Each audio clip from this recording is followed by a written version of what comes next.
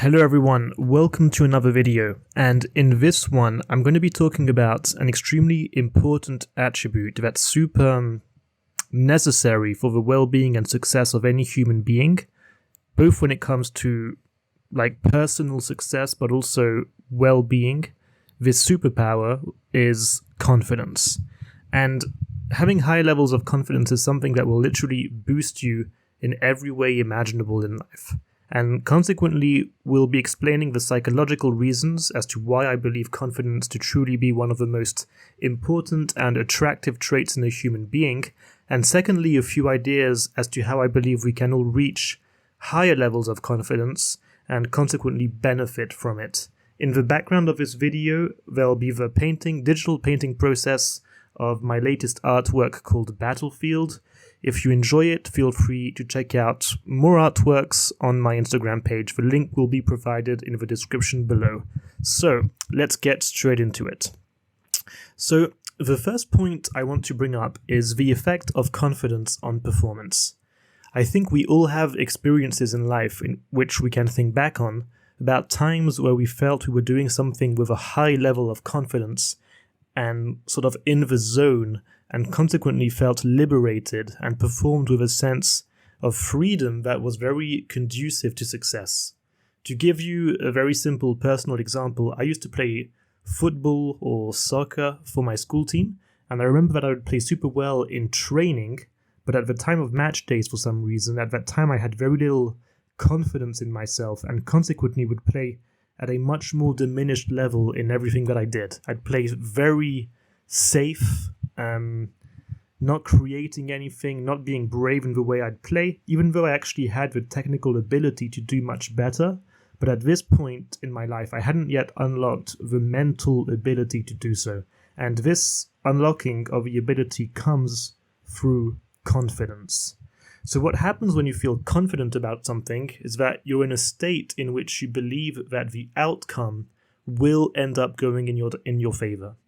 What this does is it makes you view the situation you're in full of positivity, and you're looking for the way to succeed in your situation as opposed to viewing it from a place of fear in which all you're doing is seeking for opportunities to exit the situation.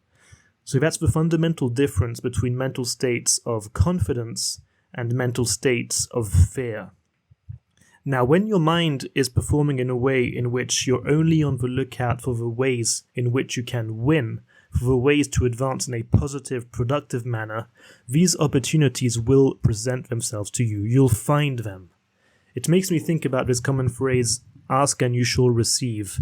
Your mind truly does tend to create and attract the environment you're wishing for, in the sense that you only see what you're open to seeing. So when you're in this state of confidence and you're on the lookout of all these successful outcomes, that's how you can actually achieve them. Whereas if from the get-go you don't believe in yourself, well, you will undoubtedly not see the potential successful outcomes. So this is extremely important, I think, to understand and incorporate. Now, another point which I think is important about confidence is that it is an incredibly attractive trait in anyone. In all your interpersonal relationships, whether they're professional, friendly, romantic, whatever the case may be, behaving in a confident way will undoubtedly attract people towards you.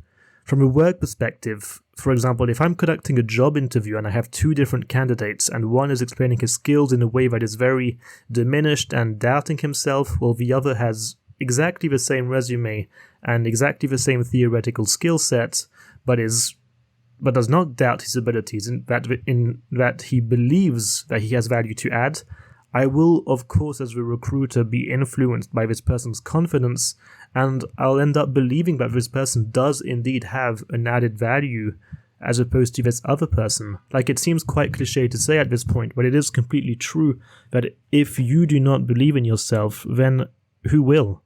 This power of influencing people through confidence is really important and will help you in all social aspects of your life. As I said, for friendships, for romantic relationships, in all of these, confidence is absolutely key. I won't get into the detail of each one, but they could be the topic of another video. So with that said, how can we go about achieving higher levels of confidence? So if you think about it from a more esoteric perspective, a person naturally acquires confidence progressively as they're leveling up and building experience in life or in a specific domain. When someone starts a new activity, it's natural for them to be unconfident at the beginning because they compare themselves to other people who have much more experience and consequently much higher levels of competency in that domain. But progressively, through experience and successes, a person little by little develops skills, and it's very important that this person acknowledges and understands the skills they have, because this is what will create this state of self-belief, of confidence. And this is true in every area of life. You need to be willing and brave enough to fail in order to build confidence. If I just bring you back to my simple football experience, I was actually technically quite good on paper, but I wasn't brave enough to do anything other than play safe because I couldn't deal with imagined shame and humiliation I would feel if I did a costly mistake. Consequently, I would always play it safe, which meant that I was limiting myself a lot, and more importantly, that I was not failing and consequently training my confidence. I was not playing in a brave way, which would have allowed some mistakes, but also some positive plays, and through this I would have progressed at a much faster pace and achieve a level of confidence in my game which I only achieved way later. So another key way in which to become confident is through the study of oneself. I think one of the key things we need to try to achieve in life is to be congruent in ourselves. We need to understand our values. We need to understand what we want from life. We need to understand what provides us with a feeling of lasting contentment and fulfillment. And on the flip side, what are things that make us stressed and troubled and negative? I think this examining of our own life is absolutely key because this is how you learn about certain unconscious and psychological value sets and belief systems that you own, which you may not even be aware of. And you need to become aware of them in order to actively pursue them. Doing this will help you live in congruence and living a life of consistency in this way, in which you're not doing one thing while your sets of values are completely against this thing. This is absolutely key in order to act in a confident way. The person who's put in a situation in which they're doing things they inherently hate will not be a confident person. So this is another piece of practical advice here, is to examine your own set of values, to philosophize about your own worldview, and then actively pursue and act in ways which are congruent with this. If you do this, I have no doubt that you will be full of confidence in your life. Okay guys, so this wraps it up. I hope you enjoyed the video. I hope this is helpful. Don't hesitate to leave a like, subscribe, and to leave a comment, because actually I'd like to engage on these topics with the viewers. So thanks for watching, and I'll see you in the next one. Bye.